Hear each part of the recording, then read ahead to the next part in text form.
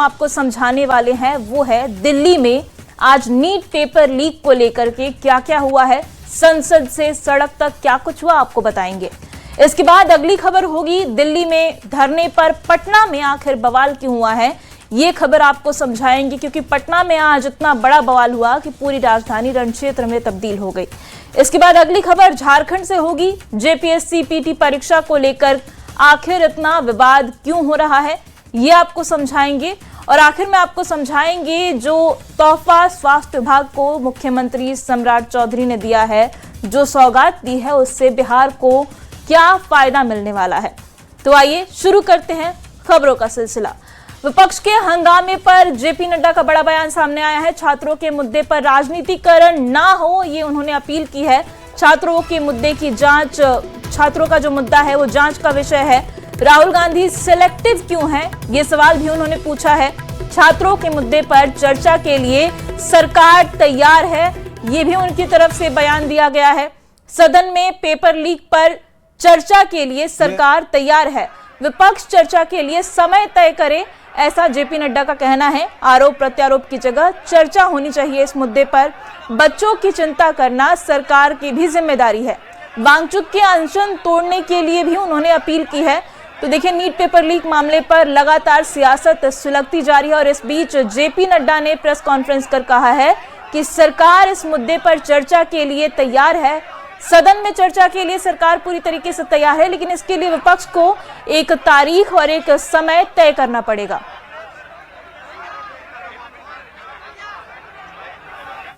उन्होंने मुद्दे उठाए हैं पेपर लीक का।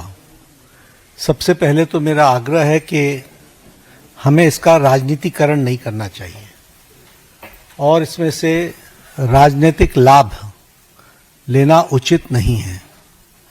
यह एक गहन समस्या है और इस समस्या का गहनता के साथ चर्चा होने की आवश्यकता रहती है। और देखिए राजधानी दिल्ली में नीट पेपर लीक मामले को लेकर सड़क से लेकर संसद तक हंगामा जारी है। जंतर मंतर पर आज भी सैकड़ों प्रदर्शनकारियों का जुटान रहा। वहीं दिल्ली पुलिस ने भी इस मामले में अब 10 एफआईआर दर्ज कर ली है और जांच शुरू कर दी है। अगर मेट्रो की बात करें तो 16 मेट्रो के गेट बंद होने की वजह से आम जनता को भी परेशानी हुई। वहीं संसद में भी इस मुद्दे पर तीखी नोकझोंक देखने को मिली। अध्यक्ष महोदय, अध्यक्ष महोदय, आपको नहीं बोलने दे रहे। अध्यक्ष महोदय, ये मुद्दा कांग्रेस, समाजवादी पार्टी, बीजेपी का नहीं है। ये मुद्दा युवाओं और छात्र नौजवानों का है।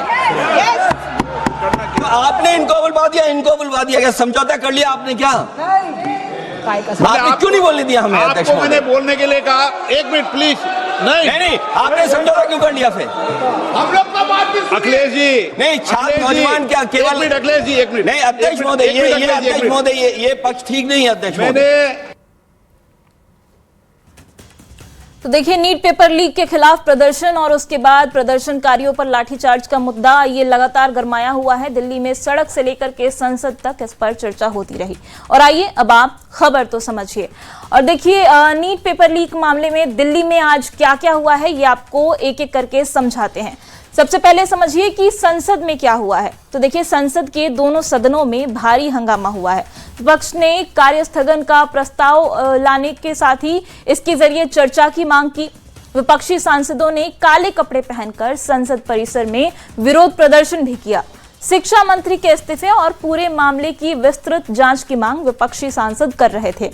केंद्रीय संसदीय कार्य मंत्री किरण रिजिजू ने इस मामले पर कहा कि सरकार चर्चा के लिए तैयार है, लेकिन चर्चा के लिए कोई तारीख या फिर जो अवधि के नियम है उसके तहत ही सरकार चर्चा करेगी। सरकार ने चर्चा के लिए हामी भरी, लेकिन विपक्ष अपनी जिद पर अड़ा रहा कि अभी ही चर्चा होनी चाहिए। समाजवादी पार्टी के नेता अखिलेश यादव ने कहा कि उन्हें बोलने का मौका नहीं दिया गया है सदन में और इसको लेकर के उन्होंने खूब हो हंगामा किया। कांग्रेस सांसद केसी वेणुगोपाल और अखिलेश यादव के बीच इस दौरान तीखी बहस भी देखने को मिली और हंगामे की वजह से सदन की कार्यवाही को बिना किसी कामकाज के आज के लिए स्थगित कर दिया गया। इधर राहुल गांधी ने प्रेस कॉन्फ्रेंस कर पुलिस की कार्रवाई की निंदा की और इसके साथ ही छात्रों पर जो लाठीचार्ज हुआ उसकी भी निंदा की। और अब आप समझिए कि दिल्ली की सड़कों पर आज क्या क्या हुआ। तो देखिए कि दिल्ली की सड़कों पर जंतर मंतर की अगर बात करें तो जंतर मंतर और उसके आसपास के इलाकों में आज भी प्रदर्शन जारी रहा। बड़े पैमाने पर हालांकि किसी नई झड़प की खबर आज नहीं आई है। दिल्ली के 16 मेट्रो स्टेशन के गेट भी बंद कर दिए गए थे, जिसकी वजह से आम जनता को काफी परेशानी हुई। प्रशासन का कहना था कि ये जो मेट्रो गेट थे वो प्रदर्शन सुरक्षा कारणों की वजह से बंद किए गए थे। अब इस मामले में प्रशासन ने क्या क्या कार्रवाई की है ये भी समझिए। तो देखिए, दिल्ली में प्रदर्शन को लेकर के अब तक 10 एफआईआर दर्ज की जा चुकी है। दिल्ली के 5 अलग अलग थानों में 10 एफआईआर दर्ज की गई है। इसमें 12 खंबा रोड थाना है, वहां पर 1 एफआईआर दर्ज हुई है। संसद मार्ग पुलिस स्टेशन में 4 एफआईआर दर्ज की गई है। इसके अलावा सीपी थाने में 3 और मंदिर मार्ग थाने में 1 एफआईआर दर्ज की गई है। इसके साथ ही कर्तव्य पथ पुलिस स्टेशन में भी इस प्रदर्शन के खिलाफ और जो विधि व्यवस्था खराब करने की कोशिश हुई उसके खिलाफ 1 एफआईआर दर्ज की गई है। पर यह मामला बस सड़क और संसद तक ही नहीं सिमटा, सुप्रीम कोर्ट तक प्रदर्शन और लाठीचार्ज का मुद्दा पहुंच गया। अब समझिए कि सुप्रीम कोर्ट में इस मुद्दे पर क्या कुछ हुआ। तो देखिए, एक वकील ने जनहित याचिका इस मामले में लगाई। लाठीचार्ज हुआ, उसको लेकर के जनहित याचिका वकील की तरफ से सुप्रीम कोर्ट में दायर की गई, लेकिन सुप्रीम कोर्ट ने इस मुद्दे पर तत्काल सुनवाई से इनकार कर दिया और कहा कि कोर्ट इस पर अभी सुनवाई नहीं करेगा। अब आप खबर तो समझिए, नीट पेपर लीक का मुद्दा पूरी तरीके से अब राजनीतिक हो गया है। विपक्ष इस्तीफा और जवाबदेही की मांग कर रहा है, सरकार चर्चा और जांच की बात कर रही है। दिल्ली में सुरक्षा व्यवस्था इन सब चीजों के बीच कड़ी कर दी गई है और जंतर मंतर पर प्रदर्शन लगातार जारी है। और आइए बढ़ते हैं अगली खबर की ओर। बिहार में बीजेपी और कांग्रेस के बीच जारी घमासान अब चरम पर पहुंचता दिख रहा है। पटना में बीजेपी के नेताओं पर हमला बोला गया। बीजेपी का आरोप है कि कांग्रेस की ओर से ये हमले करवाए गए हैं। 2 तस्वीरें आपके टेलीविजन स्क्रीन पर हैं। सहकारिता मंत्री रामकृपाल यादव के आवास के बाहर खड़ी बीजेपी नेताओं की गाड़ियों पर हमला बोला गया है और आरोप है कि यह हमला कांग्रेस के कार्यकर्ताओं ने किया था। इसमें गाड़ियों को काफी नुकसान पहुंचा है। वहीं भागलपुर विधायक रोहित पांडे के काफिले पर भी हमला बोला गया, जिसमें विधायक रोहित पांडे को गंभीर रूप से चोट लगी है और उनका इलाज फिलहाल किया जा रहा है। इसके साथ ही विधायक विनय बिहारी पर भी हमला करने की खबर सामने आई है। तो देखिए, 2 तस्वीरें आपकी स्क्रीन पर दिखा रहे हैं। एक तरफ जो तस्वीर है वो बीजेपी नेताओं की गाड़ियों की तस्वीर है, जिस पर आरोप है कि कांग्रेस के कार्यकर्ताओं ने हमला किया, और दूसरी तस्वीर जो घायल नेता अस्पताल में भर्ती है।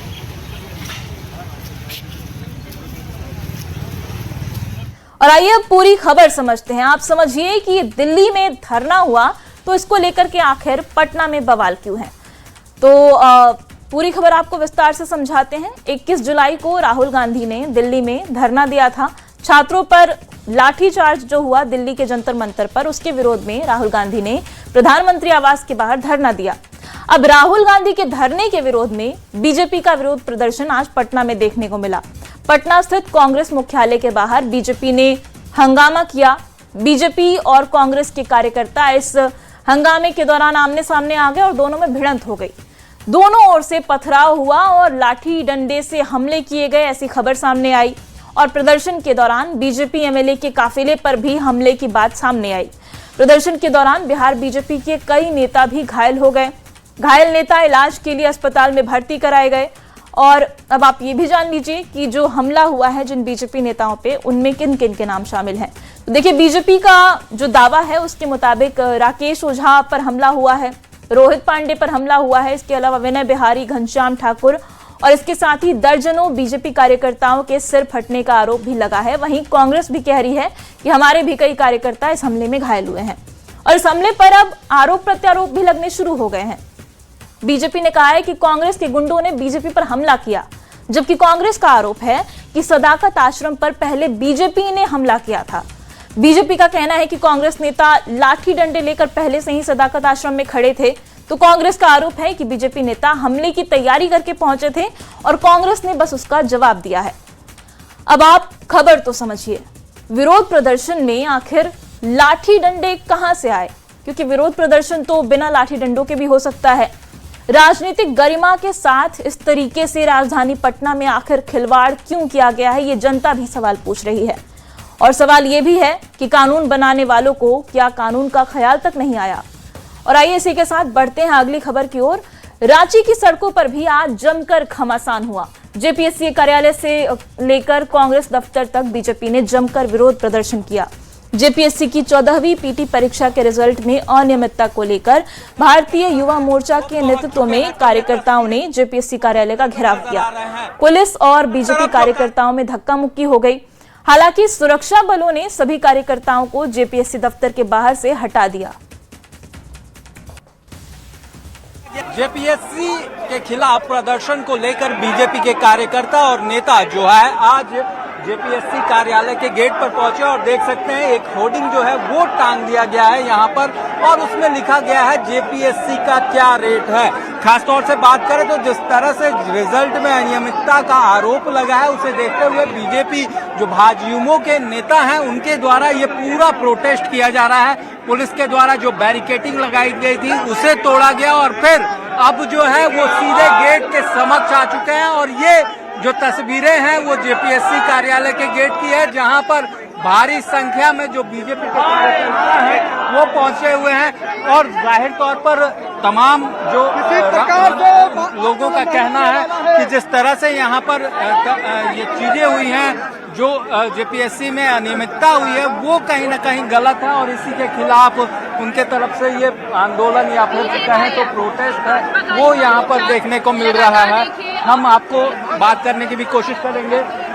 क्या आरोप है जेपीएससी के जिसके खिलाफ आप लोग यहाँ पहुंचे? देखिए जेपीएससी में और देखिए झारखंड में जेपीएससी परीक्षा में गड़बड़ी को लेकर के प्रदर्शन देखने को मिला और आइए अब आपको पूरी खबर समझाते हैं। जेपीएससी पीटी परीक्षा को लेकर इतना विवाद क्यों हो रहा है, सबसे पहले ये समझिए। 14वीं जेपीएससी पीटी परीक्षा पहले दिन से ही विवादों के घेरे में है। पहले परीक्षा के प्रश्न पत्र में अनुवाद में गलतियां मिली, बाद में परीक्षा का रिजल्ट आया तो विवाद और भी गहरा हो गया। रिजल्ट पर आयोग के 3 सदस्यों का हस्ताक्षर ही नहीं था। रिजल्ट के साथ कट ऑफ अंक भी सार्वजनिक नहीं किए गए थे। इसको लेकर फिर से विवाद बढ़ गया। अंक सार्वजनिक नहीं करने पर अभ्यर्थियों ने आपत्ति जताई। अब परीक्षा संचालन करने वाली एजेंसी सवालों के घेरे में आ गई है। एजेंसी के यूपी में ब्लैकलिस्ट होने की जानकारी भी सामने आई तो मामला और भी गंभीर हो गया। जानकारी सामने आने के बाद छापेमारी की कार्रवाई शुरू की गई और अब इस मामले में अभी तक क्या कुछ हुआ है ये समझिए। 14वीं जेपीएससी परीक्षा में गड़बड़ी के आरोप सबसे पहले तो सामने आए। झारखंड सरकार ने आरोपों पर सख्त रुख अपनाया। सरकार ने जेपीएससी की जांच के आदेश दे दिए और हर तरीके से हर एंगल से जांच करने की बात कही गई। झारखंड सीआईडी और रांची पुलिस ने मिलकर इस मामले की जांच शुरू की। इसमें छापेमारी शुरू की गई। जेपीएससी कार्यालय समेत 6 लोकेशन पर छापेमारी की गई और इसी दौरान जेपीएससी अध्यक्ष एल खियांगते ने इस्तीफा दे दिया। परीक्षा कराने वाली एजेंसी टीडीपीएल का ऑफिस भी सील कर दिया गया और आज पूर्व कंट्रोलर श्वेता गुप्ता समेत 4 लोगों को हिरासत में ले लिया गया। बीजेपी ने अनियमितता को लेकर के मशाल जुलूस निकाला और रांची में जेपीएससी कार्यालय तक प्रदर्शन किया। जेपीएससी की deputy exam controller Shweta Gupta सहित 5 लोगों को गिरफ्तार किया गया। परीक्षा कराने वाली एजेंसी टीडीपीएल के अधिकारी भी अब जांच के घेरे में आ गए हैं। जेपीएससी की मेन परीक्षा इसके साथ ही अगले आदेश तक के लिए स्थगित कर दी गई है। अब समझिए कि जेपीएससी के खिलाफ आखिर इतना आक्रोश क्यों है। जेपीएससी परीक्षा में गड़बड़ी का ये कोई पहला मामला नहीं है। इससे पहले भी कई बार गड़बड़ी के मामले आए। 11 पुरानी भर्ती परीक्षाओं की जांच इस जेपीएससी से रिलेटेड पहले से ही जारी है और सीबीआई इस मामलों की जांच कर रही है। हाल ही में आयोजित नई 6 जो नियुक्ति परीक्षाएं थी उनमें भी गड़बड़ियों का आरोप लगा है। करीब 2 दशक में जेपीएससी की 11 परीक्षाओं पर सवाल उठ रहा है। अब बार बार जब गड़बड़ी हो रही है तो इस बार बार होने वाली गड़बड़ी को लेकर लोगों में आक्रोश है। और आइए अब रुख करेंगे अगली खबर का। मुख्यमंत्री सम्राट चौधरी ने बिहार को स्वास्थ्य के साथ पर्यटन क्षेत्र में बड़ी सौगात दी है। सीएम ने पटना में भद्र घाट, महावीर घाट और नौजर घाट के सौंदर्यीकरण और आधुनिकीकरण कार्य को लेकर लोकार्पण किया। साथ ही मुख्यमंत्री ने गुरु गोविंद सिंह सदर अस्पताल परिसर में करीब 38 करोड़ रुपए की लागत से बने 100 बेड के अत्याधुनिक अस्पताल का लोकार्पण किया। ये रिपोर्ट देखिए, फिर खबर तो समझिए।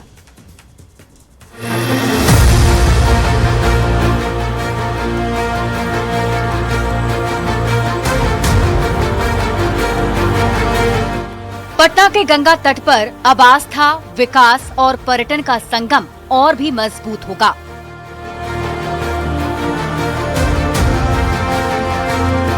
रिवर फ्रंट के विकास से न सिर्फ धार्मिक आयोजन के दौरान भीड़ प्रबंधन आसान होगा, बल्कि पूरे साल स्थानीय लोगों और पर्यटकों को भी बेहतर वातावरण और सुविधाएं मिलेंगी। नगर निगम का कहना है कि इन आधुनिक घाटों से पटना के रिवर फ्रंट की पहचान और भी मजबूत होगी।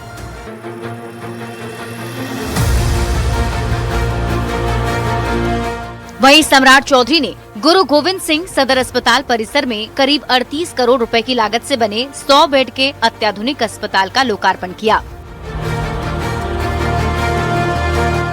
अस्पताल में 24 घंटे इमरजेंसी सेवा, 30 बेड का ICU, surgery, medicine, ortho, gynae, urology सहित कई विभाग की सुविधा उपलब्ध होगी।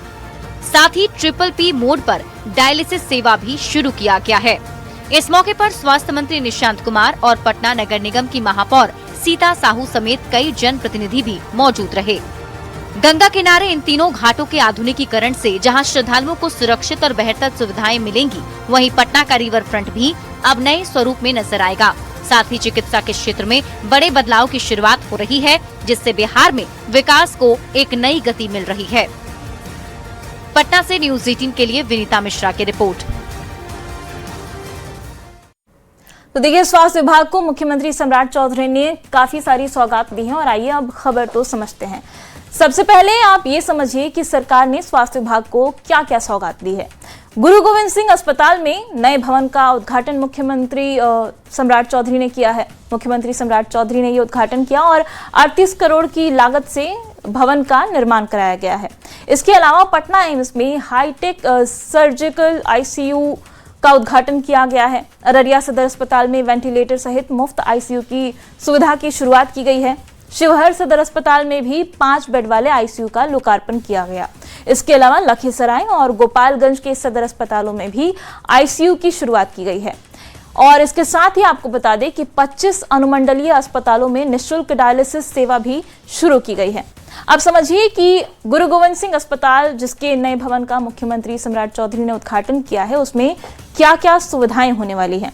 तो देखिए, अस्पताल में 105 नए आईसीयू बेड की सुविधा होगी। इसके अलावा 24 घंटे इमरजेंसी सेवा भी इस अस्पताल में मौजूद रहने वाली है और डायलिसिस सर्जरी की आधुनिक सुविधा भी इस अस्पताल में होने वाली है। अब समझिए कि गुरु गोविंद सिंह अस्पताल में डायलिसिस सुविधा बिहार के लोगों के लिए क्यों इतनी बड़ी राहत और खुशी की खबर है। सबसे पहले आपको समझना पड़ेगा कि डायलिसिस आखिर होता क्या है। देखिए, जीजीएस अस्पताल में डायलिसिस की सुविधा शुरू हो गई है। डायलिसिस एक जीवन रक्षक चिकित्सा प्रक्रिया है जो कि खराब किडनी वाले मरीजों का ऑपरेशन किया जाता है, उसको कहते हैं, और खून से इस प्रोसेस में गंदगी को छानकर बाहर निकाला जाता है। और इसके साथ ही सरकार ने कई जिलों में आईसीयू की भी शुरुआत की है। तो ऐसे में समझना जरूरी है कि आईसीयू आखिर क्या होते हैं। देखिए, आईसीयू का मतलब होता है, फुल फॉर्म होता है इंटेंसिव केयर यूनिट। अस्पताल का एक ये विशेष वार्ड होता है जिसमें गंभीर रूप से बीमार मरीजों को 24 घंटे कड़ी निगरानी में रखा जाता है। 24 घंटे यहाँ पर प्रशिक्षित डॉक्टर और नर्सों की टीम मौजूद रहती है जो मरीजों की निगरानी करती है। मरीजों को सपोर्ट देने के लिए विशेष मशीन भी इस आईसीयू में लगी होती है, जैसे कि वेंटिलेटर होता है, डिफाइब्रिलेटर होता है, मॉनिटर होता है। ऐसी अत्याधुनिक मशीनें इस आईसीयू में लगी होती हैं। अब ये भी जान लीजिए कि आईसीयू में इलाज किसका कराया जाता है। तो देखिए, अगर कोई गंभीर दुर्घटना का शिकार हो गया, उसका इलाज होता है। हार्ट अटैक के मरीजों का इलाज आईसीयू में होता है। किसी को लकवा मार दिया तो उसको भी आईसीयू में भर्ती कराते हैं। किसी की कोई बड़ी मेजर सर्जरी होने वाली है तो उसे भी आईसीयू में भर्ती कराया जाता है। और इसके अलावा सांस की बीमारी से जो मरीज जूझ रहे होते हैं उनका इलाज भी आईसीयू में कराया जाता है। अब आप खबर तो समझिए कि नई सुविधाओं से बिहार की जनता को क्या लाभ मिलेगा। तो देखिए, इलाज के लिए लाखों रुपए खर्च नहीं करने होंगे। गंभीर मरीजों के इलाज के लिए दूसरे राज्य में नहीं जाना होगा। जीवन रक्षक सुविधाएं सरकारी अस्पताल में निःशुल्क मिलेगी। स्वस्थ बिहार से विकसित बिहार को मजबूती मिलेगी। और इसके साथ ही खबर तो समझिए, मैं अभी के लिए इतना ही, लेकिन न्यूज़ 18 बिहार झारखंड पर खबरें लगातार जारी हैं।